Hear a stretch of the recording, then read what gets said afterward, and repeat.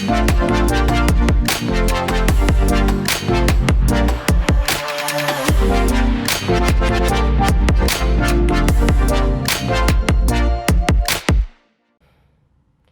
Tigers, and welcome to the TMNtv newscast for Monday, November 4th, 2019. Stay tuned for the latest news at Fort Hays State University and around Northwest Kansas and the nation. I'm Lexi Gross, and Elizabeth Cox will fill you in on what's happening in the sports world. But first, here's what's making news in Tigerland. It's the beginning of November, and that means the general election is upon us. Voters in Hays will decide two important races for Hays USD 489 in the Hays City Commission. There are 9 candidates battling for 4 spots on the BOE, including Paul Adams, Jessica Ann Berg Moffitt, Cole Engel, Alex Herman, Lorianne Hurdle, Luke O'Borney, Craig Pallister, Alan Park, and Tammy Wellbrock. Adams and O'Borney are currently serving on the board. 5 candidates are vying for one of 3 spots on the Hays City Commission. They include Michael Burgess, Ron Mellick, Mason Reuter, Ryan Reimer, and Henry Schwaller IV. Mellick and Schwaller are incumbents. The top 2 vote getters will serve 4-year terms, while the 3rd place vote getter will serve for 2 years. Polls open at 7 a.m. on Tuesdays and in Hays and close at 7 p.m. If you drop children and teenagers off at Hays Middle School, a new plan is expected to help the traffic congestion before and after school. Administration have devised a plan to aid in the timeliness of parents picking up and dropping off students. In the past, the morning and afternoon pickups have resulted in heavy traffic and congestion. The new plan is designed to make the process smoother and quicker and help keep students safer. Hays Middle School Principal Tom Albers talks about the new procedures. This is Tom Albers, Hays Middle School Principal. We're sending an email with a video for parents to be able to understand and see the new changes that are going to take place starting tomorrow, Tuesday, November 5th, because of the congestion issues we're having with drop-off and even sometimes picking up after school. We want to try and make this as smooth as possible. We know there are issues, especially when it's cold or when it's wet, where we have more of a congestion than normal. And so our plan will be that we're going to make both entrances into our west parking lot one way. And we hope this will eliminate some of our congestion issues, at least in the street. It may not be perfect. There'll still be some backup, I'm sure, somewhere, but I wanted to at least give you an idea of what's happening. For people that are coming headed westbound, that's not going to change for you. You're going to enter the parking lot as always, but you would ask that you do not stop right when you pull in the parking lot, but move down the line. You'll find on both sets there's a white drop-off zone that's actually a crosswalk.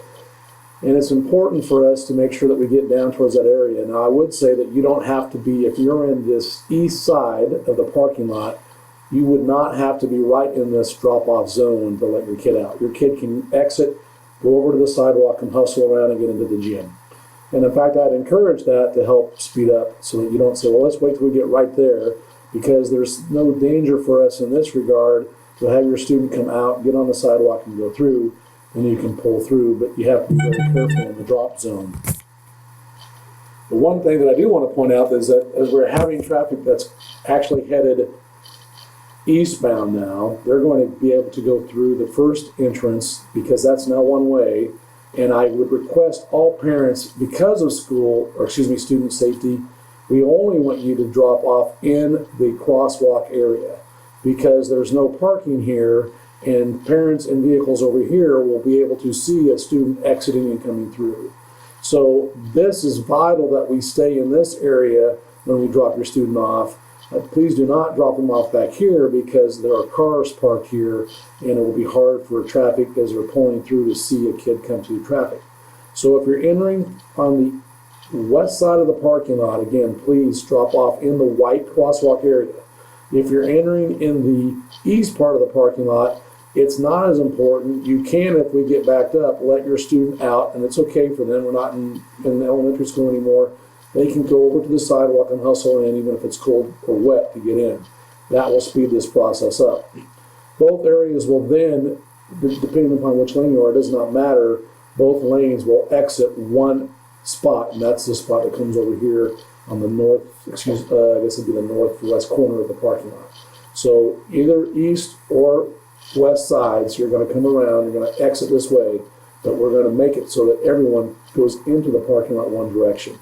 If you're on the east side lane, we don't mind if you let your kids out. Please then pull forward and go slowly through. But if you're on the west side lane of the parking lot, we do want to be very careful when we let your students out that they get out in the crosswalk area so that we can see them, we being the parents over on the east side, and we will make sure that we ensure their safety. I hope this makes a big difference for us. I know it's been a problem. This is the only option we really have to see. So we'll try it. Please be patient with us, and hopefully by the end of the week we should have this down to where people feel comfortable with it.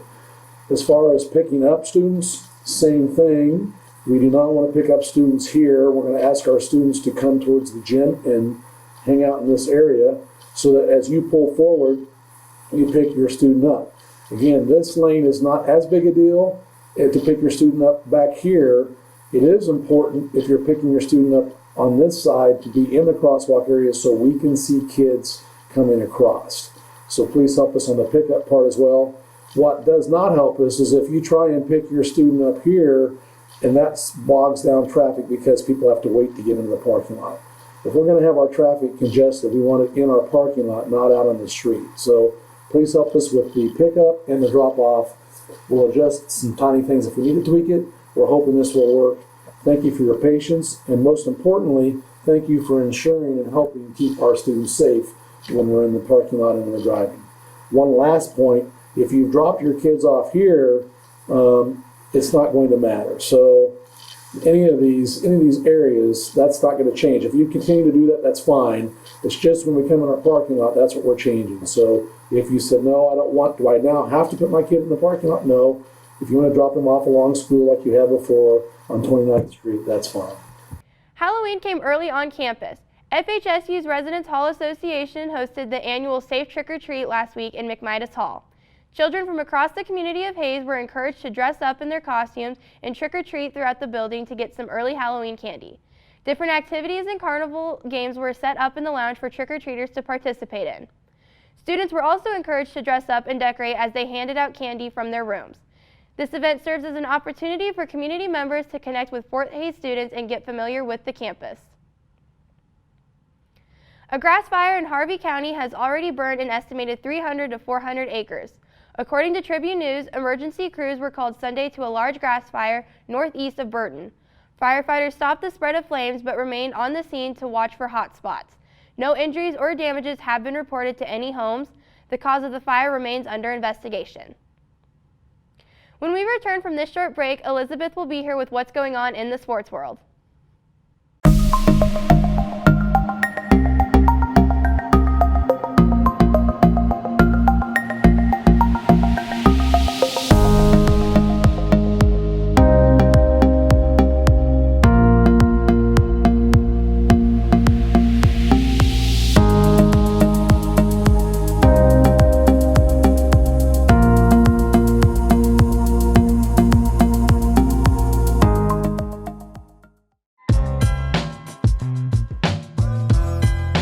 Tiger Media Network is the independent student media organization here at Fort Hays State University. It encompasses audio, video, print, photography, digital news. There's a little bit of everything at TMN.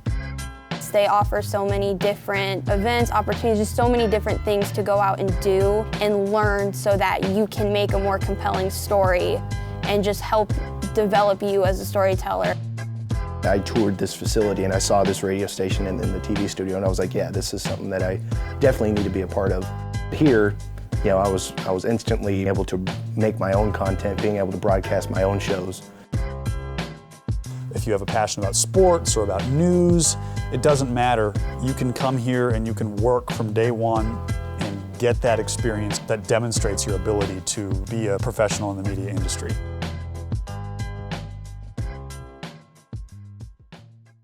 Hello Tigers, I'm Elizabeth Cox bringing you a sports update. The FHSU football team continued to roll through its schedule after a slow start to the season. The team put up a school record for points in a 66-6 blowout of Lincoln on Saturday. That improved the team's record to 7-2 this season, with all 7 wins coming in a row. The Tigers started the first quarter strong, with Dante Brown kicking a field goal within the first 2 minutes of the game. Chance Fuller hit wide receivers Lane Bieberly and Harley Hazlett for scores in the first quarter, ending the period with a 17-0 lead.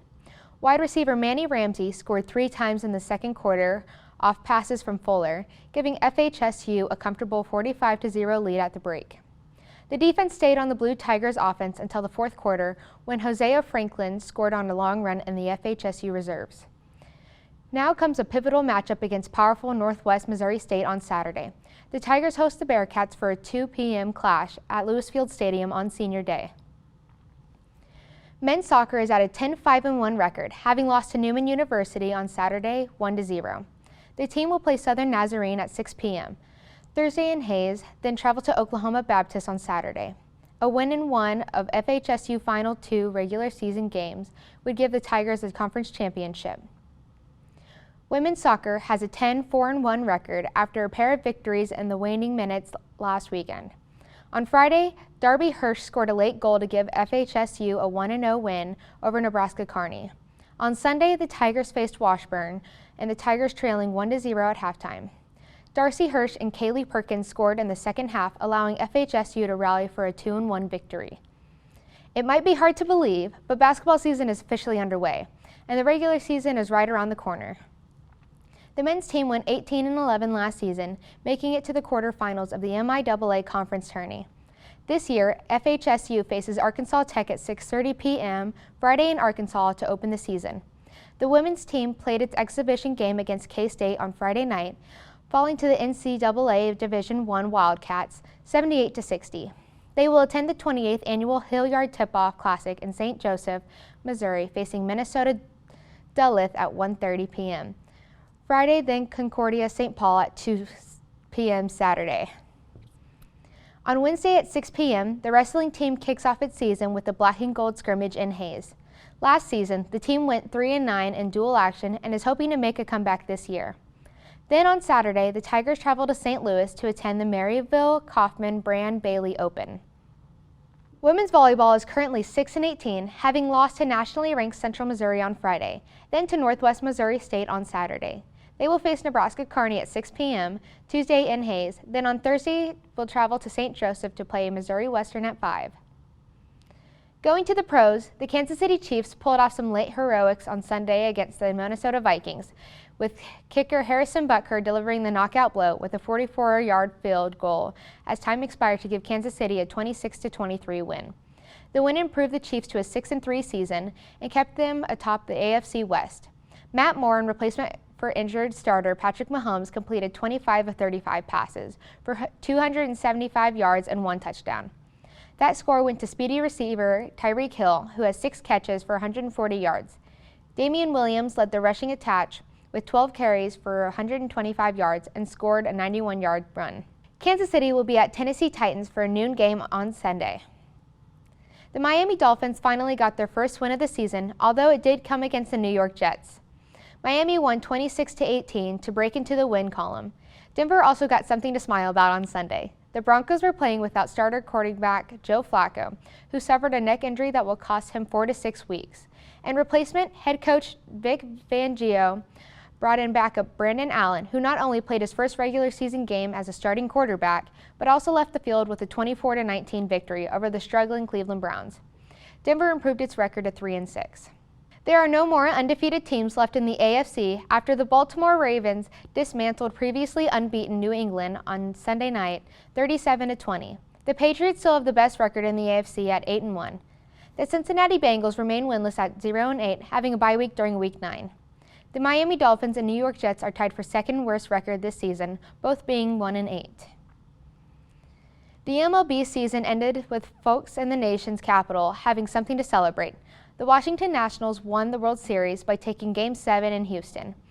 The Astros led 2-0 until the 7th inning, when the Nationals came alive offensively and scored 6 runs in the last 3 innings. The game ended with a 6-2 score in the Nationals championship celebration. In the NBA, the 76ers lead the league with a 5-0 record, having beaten the Portland Trail Blazers on Saturday night 129-128.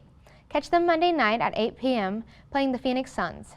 The New York Knicks are struggling this season with a 1-6 record, having lost to the Sacramento Kings on Sunday. Shifting it over to NASCAR, Kevin Harvick dominated the late lap Sunday in Texas to win the race and clinch a spot in the Final Four in the playoffs. Martin Truex Jr. leads in points, followed by Harvick, who is 20 points behind. Kyle Busch and Joey Logano are also the top 4. Next Sunday, they'll travel to Phoenix Raceway. That concludes this episode of TMNtv. Tune in next week for another episode. To stay up to date on the latest news and information throughout the week, visit tigermedianet.com. Until then, roll Tigers.